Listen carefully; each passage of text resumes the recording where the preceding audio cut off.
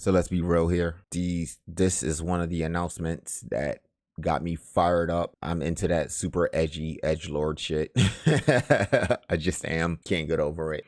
What's up, y'all? It's the Gaming Zone, bringing you your daily news. And today we're going to go over some more gaming trailers and releases that was released over the week. So without further ado, let's get into it.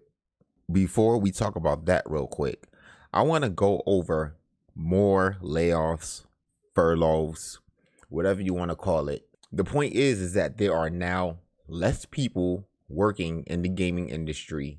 Immortals of Aveum Studio has reportedly furloughed the majority of its staff. Ascendant Studios laid off almost half of its employees last year. Real quick, let's check out what a furlough is. Furlough: suspension or discharge of a worker or workers on account of economic conditions or shortage of work, especially when temporary. Half of employees say they will put the majority of their staff on furlough.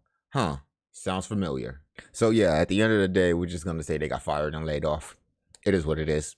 Immortals of Aveum developer Ascendant Studios have reportedly furloughed the majority of its staff. That's according to the LinkedIn post by former employee Chris Mornes, which has been corroborated by Polygon reporter Nicole Carpenter. Ascendant Studios has furloughed majority of its staff, says Mornes, who left the studio last summer to join Phoenix Labs. I can't imagine what that would be like, as that is worse than getting laid off. Obviously, I was joking in the beginning, but furloughed is probably, I agree, it is worse than getting laid off. At least there still might have been work to be done. You know, your job was still needed in a sense. With getting furloughed, that means that the position that you had, the job that you was doing, is no longer required. And that means that there won't be anybody filling these positions because these positions may not last any longer going on. Furlough is an imposed leave of absence from work, which is typically unpaid. While employees technically keep their jobs and are expected to return to work at some point, it means they don't qualify for things like severance pay. Carpenter said this lines up with what I've heard at Immortals of Aveum developer Ascendant Studios, that a large portion of the staff was recently furloughed. Haven't been able to confirm numbers. The Ascendant hasn't responded to multiple requests for comments, she added.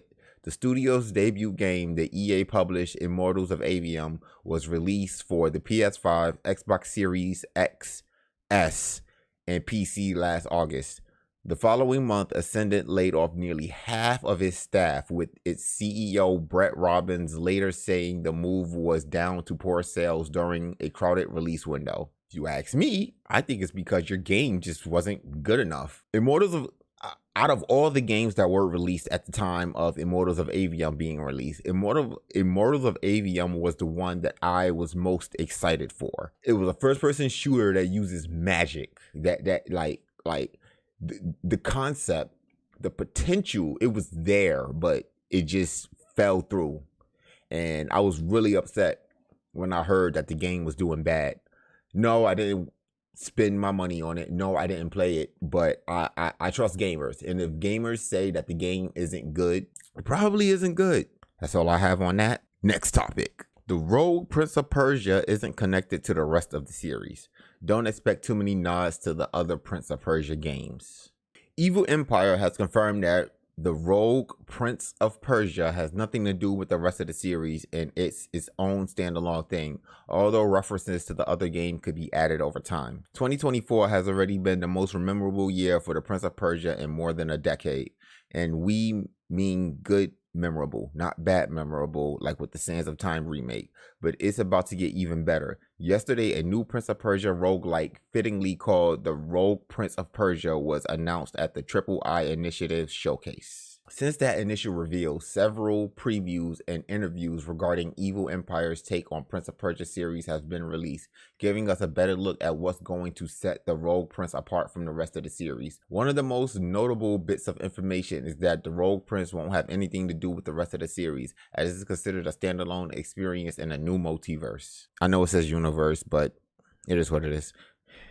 This was revealed by Game Informer, who recently had the chance to preview the Rogue Prince of Persia and talk about its developer, Evil Empire. While chatting with art director Dylan Yearling, Game Informer asked if there was a connection between the Rogue Prince of Persia and the other games in the series. In response, Erling revealed that it's a totally new story and new universe that isn't linked to what came before. It seems that there are currently not many Easter eggs or references to the previous Prince of Persia games in the roguelike Prince either, although the game director Lucy de Wagner says that it's nothing that could happen during the game's early access run. De Wagner also asked if we were getting too much Prince of Persia considering we just saw the release of The Last Crown, to which they said, no, I think there's no such thing as too much Prince of Persia. Although it was made pretty clear from Yearling and de Wagner that the Rogue Prince isn't going to be tied into the larger Prince of Persia universe, there are, of course, some allusions to the rest of the series.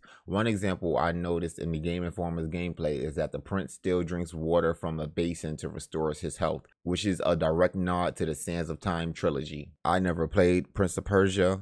I always wanted to play Prince of Persia, but growing up, Mom never got it for me. Let's just be real. I always wanted to try it out, especially Sands of Time. The whole going backwards thing, it seemed very interesting to me, being a little boy.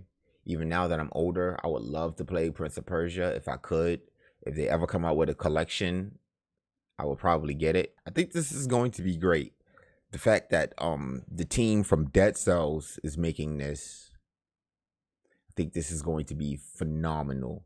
Dead Cells themselves have solidified themselves in like roguelike history as going down as one of the best roguelikes ever released. I remember when Dead Cells first came out, I couldn't put it down. I showed all my friends it. They picked it up. They couldn't put it down. The game was great for what it was. And I'm excited to see that they're going to be taking what they learned from Dead Cells and putting it into this Prince of Persia game. It's gonna be fire. Next topic. So let's be real here. This is one of the announcements that got me fired up. I'm into that super edgy edgelord shit. I just am. Can't get over it. Let's get into it. Kill Knight is a Hades-inspired isometric arcade shooter set in the Eldritch abyss of horror. Ooh. PlaySide Studios has revealed Kill Knight, a new Hades-inspired isometric arcade shooter coming to PS5, Xbox Series X, S, Switch, and PC this year, revealed with the gameplay trailer during today's Triple I Initiative showcase. Kill Knight plunges the player into an eldritch abyss of horrors where waves of enemies stand in the way of their one goal, kill the last angel. Once a loyal knight betrayed and banished to the abyss, a press release for Kill Knight reads, a desecrated corpse inside reanimated armor. You rise to an eternal death branded Kill Knight. You have one purpose, kill the last angel. Players must learn to exploit enemy weaknesses, enact brutal executions, and weave through the knight's arsenal to tactically manage resources as they dance with death in the abyss and take the fight to the global leaderboards against friends and foes alike. So I'm gonna let y'all pause the video, go look at it, and when you're done looking, come on back. Okay, guys, so I just looked at the trailer also. In case you guys didn't know, I when picking these articles, I kind of just go through a list of sites that I have. I find an article that I think would be interesting. I skim through it real quick just to make sure there ain't no BS going on. And then I present it to you guys. You know, we basically read this together and, you know, look at it together. This was actually my very first time looking at the trailer, and I am even more excited for the game. Wow, talk about Edgelord City. This is it right here. I want it. I can't wait to plug this into my veins. It's gonna be awesome. In Kill Knight, players are challenged to master the demon within as they descend through the voids of an eldritch area and harness a devastating arsenal of armor and weapons against swarms of otherly horrors. As you can see in the trailer above, Kill Knight features fast and visceral top-down arcade action combat with a disgustingly horrific other world to traverse through. There are 5 fatal layers to get through, each more deadly than the last, according to the PlaySide Studios. As you survive waves of enemies, your kill power will increase, which in turn increases your speed and damage. Plus, there are plenty of challenges to unlock your knight's arsenal and evolve your playstyle. In Master Mode, all 5 layers become one extended arena, and you could track your skill on a global leaderboard too. Here are some skill night screenshots for your viewing. Let's check these out real quick. I don't know if this is the actual grain or if this is how the game is graphic, but I'm cool with it. Look at all the blood. Some of these enemies look insane. I'm guessing this is a power right here. You can see like the details in some of the moves here. Oh, this is interesting. From going to all red to now this blue kind of shade. I'm not sure if this is a level, if this is a mode. Maybe you're close to dying and this is how the screen look. I don't know. I'm just speculating right here. I think one of the crazier things and things that I like about this is that you have your swords and you also got guns. Right now, my dude's looking like Dante right now from Devil May Cry. Game's gonna be tight. I've said all I needed to say throughout this trailer. So without further ado, next topic. Okay, we just went very gritty. Now we're gonna go something a little more colorful. I'll talk about games of all kind. If I find the game interesting, you might find the game interesting. And so that's why we are here right now to talk about Sketchy Fables. Sketchy Fables is a hand-drawn first-person adventure created by solo developer Aveum. Sorry if I get that wrong. Using 10,000 drawings, and it's something you simply have to see, whether you're interested in first-person exploration games or not, because it's a sight to behold. As someone who cannot draw, I'm always fascinated and impressed with people who can. That Jong was able to create an entire game using 10,000 drawings is more than fascinating, and if the trailer below is any indication, it's a game that I can't wait to check out. Go ahead, guys, you know what to do. Pause the game real quick. Let's check this out. So welcome back, guys.